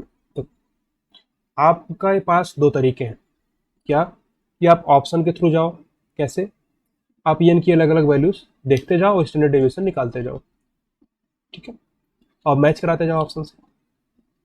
एक दूसरा तरीका यह है कि आप डायरेक्टली जितने भी n नेचुरल नंबर है, 1 2 3 से लेकर के n तक, सबका आप स्टैंडर्ड डेविएशन निकालो, एक बड़ा सा फॉर्म क्रिएट करो, उससे आंसर निकलेगा, निकल जाएगा बिल्कुल। लेकिन उतना कैलकुलेशन करने से अच्छा है हम एक शॉर्टकट तरीका अपनाते हैं। कौन सा तरीका, शॉर्टकट, शॉर्टकट अप्रोच, ठीक। देखो शॉर्टकट अप्रोच ये कहता है कि आप n की वैल्यू ले लो, मान लो कि आपने 2 ले लिया, बहुत ही सिंपल, 2 से छोटा आप क्या लोगे, 2 आपने मान ली ले लिया। अब 2 अगर आप लेते हो तो देखो, तो अगर n की वैल्यू 2 है तो जो 1, 2 दो नंबर है, दो नेचुरल नंबर 1 एंड 2, सही, फर्स्ट n नेचुरल नंबर, मतलब 1 एंड 2 आपके पास दो नेचुरल नंबर है। तो अगर आप इसका स्टैंडर्ड डेविएशन निकालना चाहते हो तो कैसे निकालोगे, सिग्मा, देखो सिग्मा स्क्वायर क्या होता है, mean square value minus mean का स्क्वायर। तो जो सिग्मा आ जाएगा वो क्या आ जाएगा, mean square value minus mean का square root. Mean square value क्या होता है, सारे डेटा के स्क्वायर का सम, यानी 1 square plus 2 square divided by 2, 2 इसलिए चूंकि दो डेटा है, माइनस मीन क्या आएगा, 1 + 2/2 का होल स्क्वायर, ठीक है, इसका स्क्वायर रूट, ये आपका स्टैंडर्ड डेविएशन आने वाला है। अब देखो सिंपली सिग्मा क्या हो जाएगा, 2 स्क्वायर यानी कि 4 + 1 5/2, 5/2 माइनस यहाँ से आ जाएगा 3/2 यानी 9/4। ठीक है, देखो यहाँ से क्या है, 5/2 है यानी कि ये 10/4 है, -9 यानी 1/4 का स्क्वायर रूट। यानी एक्चुअल में आपका ये, अगर ये 1/2 आपको आंसर मिलता है तो आपका सही हो जाएगा। आप n की वैल्यू 2 पुट करके देखो कौन से ऑप्शन में आपको मिल रहा है। 2 पुट करो यहाँ पे आप, 2 स्क्वायर यानी कि 4, -1 3, 3/12 क्या मिलेगा 4, 3/12 1/4, लेकिन आपको चाहिए क्या 1/2 चाहिए। ये ऑप्शन आपका गलत हो गया, गलत हो गया। बी ऑप्शन आप देखो, एन की वैल्यू आप 2 पुट किए हो यानी 2 स्क्वायर यानी 4, 4 -1 यानी 3, 3/12 यानी 1/4, 1/4 का स्क्वायर रूट 1/2। ये सही लग रहा है, ये हो सकता है। अभी अभी के लिए हमको देखने में लग रहा है कि ये हो सकता है। अगला देखो आप, n-1, n क्या लिए हो आप 2, 2 - 1, 1/12, 1/12 का स्क्वायर रूट, तो गलत ही होगा, ये भी गलत है। यानी ए और सी तो आपके गलत है। डी आप देखो, 2 पुट करो, 2 स्क्वायर यानी 4, 4 -1 यानी 3, 3/12 यानी 1/4 यहाँ भी देखने को मिल रहा है, तो ये भी आपका हो सकता है। तो ये दोनों आपके हो सकते हैं। अब एग्जैक्टली कौन सा होगा, तो हम उसके लिए हम एक n को 3 पुट करके देख सकते हैं। देखो मान लीजिए आपने n को 3 पुट किया, मान लीजिए आपने let n is equal to 3। अगर आपने n को 3 लिया तो 1 2 एंड 3, और आप सिग्मा निकालते हो, सिग्मा कैसे निकालोगे आप, 1 square 1 plus 2 square 4, 3 square 9 divided by 3 minus 1 plus 2 plus 3 यानी कि 6/3 यानी कि 2 का स्क्वायर। सिंपल, सिंपली क्या किए हैं, mean square value minus mean के स्क्वायर का स्क्वायर रूट किए हैं। ये क्या होता है, स्टैंडर्ड डिवीजन का फॉर्मूला, कि जो आपका वेरिएंस है उसका स्क्वायर रूट, तो वेरिएंस क्या होता है, mean square value minus mean का स्क्वायर। देखिए नॉर्मल तरीका एक दूसरा भी होता है, उससे भी आप निकाल सकते हो। कैसे, एक्स माइनस मीन का होल स्क्वायर, मतलब आप मीन निकाल लो, फिर हर डेटा में मीन को माइनस करो, स्क्वायर करते जाओ, हर डेटा में मीन को माइनस करो, स्क्वायर करते जाओ। ये तरीका आपको फॉलो करने में थोड़ा सा डिफिकल्टी हो सकता है, उससे बढ़िया आप ये तरीका अपना लो। 9 + 1 10 + 4 यानी 14/3 -4 का स्क्वायर रूट। तो सिग्मा आपको क्या मिल जाएगा यहाँ से, 12 14 - 12 यानी कि 2/3 का स्क्वायर रूट आएगा। मतलब अगर आप इनको 3 पुट कर दो तो 2/3 का स्क्वायर रूट आना चाहिए। तो ए और सी तो पहले ही गलत हो चुके हैं, ये हो ही नहीं सकते, ये तो हो ही नहीं सकते ना भाई, नहीं हो सकते। अब बी और डी में आपको चेक करना है, जो ऑप्शन आपका सेटिस्फाई कर दिया वही आंसर हो जाएगा। देखो 3 पुट करो आप, 3 स्क्वायर यानी कि 9 9 -1 यानी कि 8, 8/12, 8/12 यानी कि 8/12, देखो 8/12, 4 से काटो 2/3, सही 2/3 सही है, जो आपका आंसर में मिल रहा है स्क्वायर रूट। तो ये आंसर आपका हो सकता है। अब भी इसको भी आप यहाँ पे पुट करके देख लो, 3 पुट करोगे क्या मिलेगा, 3 स्क्वायर यानी कि 9, 9 - 1 यानी कि 8, 8 डिवाइडेड बाई 18, ये तो नहीं आ सकता ना, 8 डिवाइडेड बाई 18 2/3 कैसे आ जाएगा, ठीक है, 8 डिवाइडेड बाई 18, तो अगर आप 2 से काटोगे भी तो आ जाएगा 4, आ जाएगा 9, तो 4/9, 4/9 का जब आप स्क्वायर रूट करोगे आ जाएगा 2/3। मतलब आपको 2/3 बाहर में मिलेगा। चाहिए कि आपको 2/3 का स्क्वायर रूट चाहिए, 2/3 का स्क्वायर रूट आपको नहीं मिल रहा है यहाँ पे। तो आपका कौन सा ऑप्शन सही है, बी ऑप्शन सही है, क्योंकि बी ऑप्शन में आपको n की वैल्यू 2 पुट करने पे भी सेटिस्फाई कर रहा है और n की वैल्यू 3 पुट करने पे भी सेटिस्फाई कर रहा है। तो ये तरीके आप एग्जाम हॉल में लगा सकते हैं जल्दी आंसर पाने के लिए। अदरवाइज आपके पास पूरा एक कन्वेंशियल मेथड है क्या, आप पूरा एज्यूम करो 1 से लेकर के n तक, फिर आप मीन निकालो। मीन कैसे निकालो, समेशन करोगे पूरा, फिर n से डिवाइड करो। इतना बड़ा सा तरीका करने से अच्छा डायरेक्टली आप शॉर्टकट तरीका अपनाओ, n की वैल्यू को 2 और 3 पुट करके देख लो। n की वैल्यू को आप 1 नहीं पुट कर सकते, जो कि 1 पुट करने पे आपको हर जगह 0 मिल जा रहा है। देखो यहाँ भी 0 मिल रहा है, यहाँ भी 0 मिल रहा है, यहाँ भी 0 मिल रहा है, यहाँ भी 0 मिलेगा। तो जब आप 1 पुट करोगे 1 स्क्वायर यानी 1 - 1 0 मिल जाएगा। तो इससे आप कुछ कंक्लूजन निकाल नहीं पाओगे, इसलिए हम n की वैल्यू को 2 पुट किए। अगला क्वेश्चन आप देखो, इसको भी आप वीडियो को पॉज करो और ट्राई करो एक बार, बहुत ही आसान क्वेश्चन है, तुरंत आपसे बन जाएगा। तो होप आप लोगों ने ट्राई करा इसको। देखो क्या है, रिग्रेशन लाइन का क्वेश्चन। रिग्रेशन लाइन में आपको बताएगा क्या, x and y 2 related variables और 2 रिग्रेशन लाइन आपको दे रखी है, ठीक है। अब रिग्रेशन लाइन किस पॉइंट से होके जाती है हम आपको बता चुके हैं, किससे, मीन से होके जाती है। तो अगर आप सॉल्व कराओगे इनको, देखो x - y, अगर आपको रिग्रेशन लाइन नहीं भी पता है क्या फर्क पड़ता है, बोल रहा है 2 रिग्रेशन लाइन है, ये किस पॉइंट से होके जाएंगी, जो इनका इंटरसेक्शन पॉइंट होगा, x minus y plus one है और 2x minus y plus four is equal to 0। ये फर्स्ट इक्वेशन है और ये सेकंड इक्वेशन है। तो इन्हीं दोनों को आपको सॉल्व करना पड़ेगा। सॉल्व करा सकते हो इसको आसानी से आप। देखो x minus y plus one is equal to 0 है। अगर आप फर्स्ट इक्वेशन में से, यस ऐसे लिखो, आप मान लो कि आप second equation minus first equation करते हो, तो ऐसा सॉल्व करना आपको आना चाहिए थोड़ा फास्ट वे में। हम एग्जीक्यूट करेंगे तो 2x माइनस, देखो 2x minus y plus four है, माइनस फर्स्ट क्या है x minus y plus one. ये इसलिए कर रहे हैं हम क्योंकि देखिए माइनस वाई है, अगर जब आप माइनस करेंगे तो ये वाई वाई कट जाएगा, केवल x बचेगा। तो 2x माइनस एक्स यानी कि x, minus y plus y cut जाएगा, 4 माइनस एक यानी कि 3 प्लस 3 इज इक्वल टू 0, यानी x की वैल्यू क्या आ गई -3। अगर x की वैल्यू -3 आ गई तो आप -3 पुट करके y की वैल्यू निकाल सकते हो। तो y क्या आ जाएगा, अगर x की वैल्यू -3 है तो -3 y is equal to x plus one, यानी -3 प्लस वन यानी कि -2। तो -3 कॉमा -2, ये पॉइंट आपका आंसर आ गया। ठीक है, सिंपल सी बात है। यहाँ पे आपसे ऐसा पूछा जा सकता था कि मीन क्या होगा, x का मीन क्या होगा। x का मीन आपका -3 हो गया, y का मीन क्या होगा -2। चूंकि जो इनका इंटरसेक्शन पॉइंट होता है वो मीन ही होता है, मतलब x का मीन कॉमा y का मीन। ठीक है, तो मैं आपको बता चुका। तो अब देखो इनका इंटरसेक्शन पॉइंट निकालना, ये तो क्लास 8 का काम है, आप तुरंत निकाल सकते हो। ये तरीका आप अपना सकते हो, या फिर आप डायरेक्टली y की वैल्यू को x प्लस वन उठा के यहाँ पे रख दो, ये भी कर सकते हो आप। अल्टीमेटली दो वेरिएबल हैं, दो इक्वेशन हैं, तो एक वेरिएबल से आप दूसरे वेरिएबल की टर्म में निकाल के दूसरे वेरिएबल में दूसरे इक्वेशन में पुट कर सकते हो। ये तरीका आप अपना सकते हो, तरीका है सॉल्व करने का। अगला क्वेश्चन देखो आप, तो इसको भी आपको ट्राई करना चाहिए तुरंत। आप वीडियो को पॉज करो, इसको ट्राई कर लो, फिर हम लोग इसका डिस्कशन देखते हैं।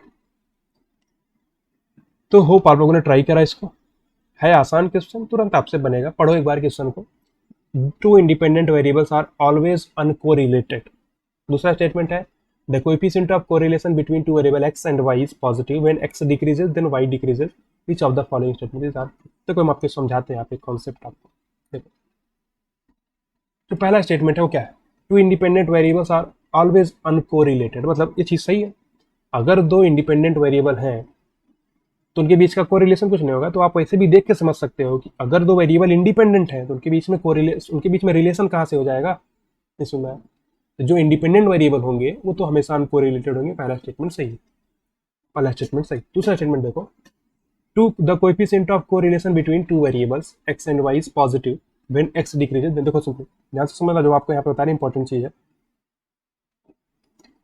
अगर जो कोएफिशिएंट ऑफ कोरिलेशन है ये क्या है, पॉजिटिव।